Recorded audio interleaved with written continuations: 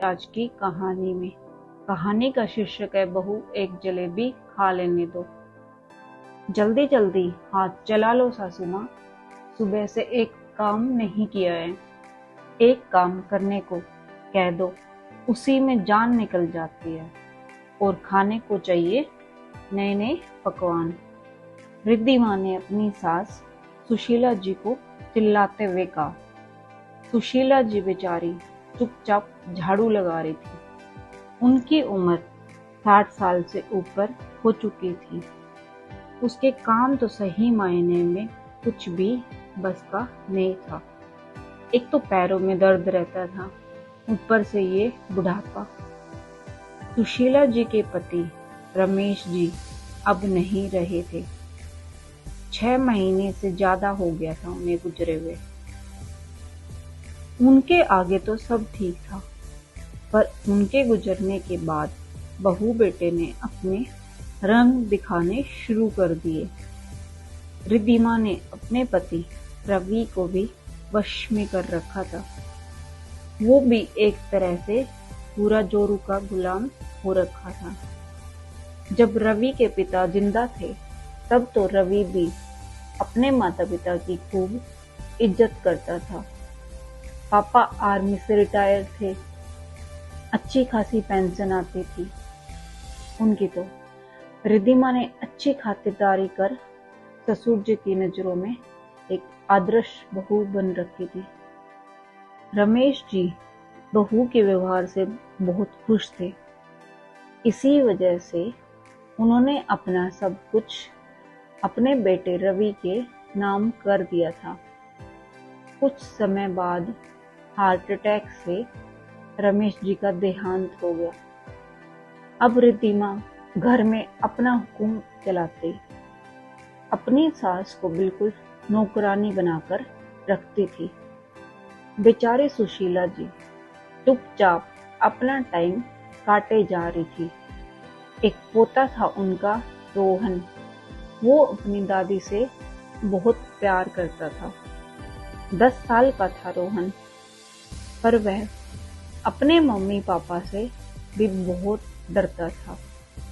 पापा तो काम पर चले जाते थे, पर मम्मी घर पर ही रहती थी।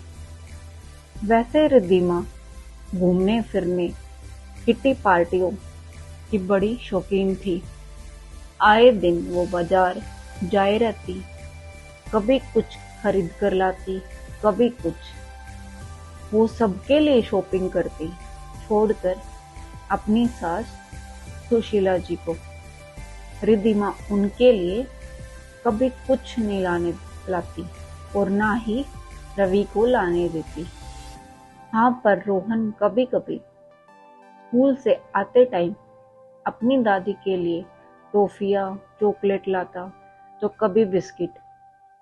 फिर अपनी मम्मी से छिपकर अपनी दादी को खिलाता, उनके साथ बातें करता, खेलता। सुशीला जी के जीने का सहारा बस अब रोहन ही था।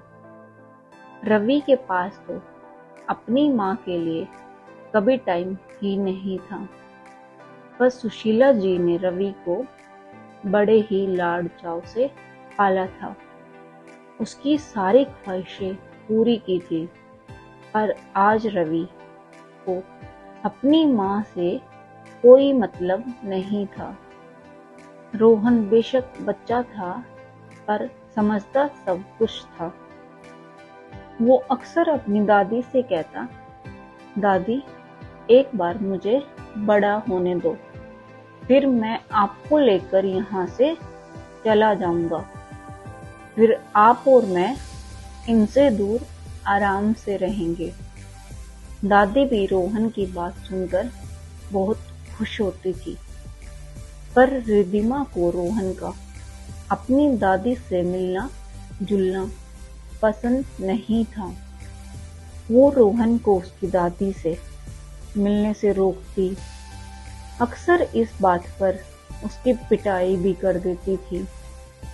पर बच्चे तो बच्चे होते हैं, बच्चों को भला कौन रोक पाया है। वो भी मौका मिलते ही दादी के पास पहुंच जाता, दादी के कामों में दादी का हाथ बटाता। आज रिद्धिमा व रवि की सालगिरह थी। वे दोनों तैयारियों में लगे हुए थे। काफी दोस्त रिश्तेदारों को बुलाया हुआ था। रवि 2 नई साड़ियां लेकर आया, एक अपनी माँ के लिए और एक पत्नी के लिए। रिद्धिमा ने जैसे ही थैली देखी और उसे पता चला कि एक साड़ी सासू माँ की है, तो वह जोर से चिल्लाई, इस बुढ़िया को कहाँ जाना है नई साड़ी पहनकर? घर में ही ना पड़ी रहती है पूरे दिन, कोई जरूरत नहीं है उनको ये नई साड़ी देने की। रवि एकदम शांत हो गया। वो तो पहले ही रिद्धिमा से डरता था। अब घर में मेहमान आने शुरू हो गए। काफी सारी मिठाइयाँ, स्वादिष्ट खाना, केक सब था। सुशीला जी एक कोने में खड़ी थी। सब खाना खा रहे थे, पर वो रिद्धिमा से पूछे बगैर खाना नहीं खा सकती थी। इन सब मिठाइयों में उनको जलेबी बड़ी पसंद थी। जलेबी तो सुशीला जी की मनपसंद मिठाई थी। रिद्धिमा ये बात जानती थी। इस वजह से वो कभी घर में जलेबी आने ही नहीं देती थी। पर रोहन की जिद के आगे उसे जलेबी मंगवानी पड़ी। अब जलेबी देखते ही सुशीला जी से रुका नहीं गया। उनके मुंह में पानी आ रहा था। उन्होंने रिद्धिमा को कहा, बहू मुझे एक जलेबी दे दो। पर रिद्धिमा कौन सी उनको देने वाली थी। रिद्धिमा ने सब मेहमानों को जलेबी बांट दी, पर सुशीला जी को एक टुकड़ा भी नहीं खाने दिया।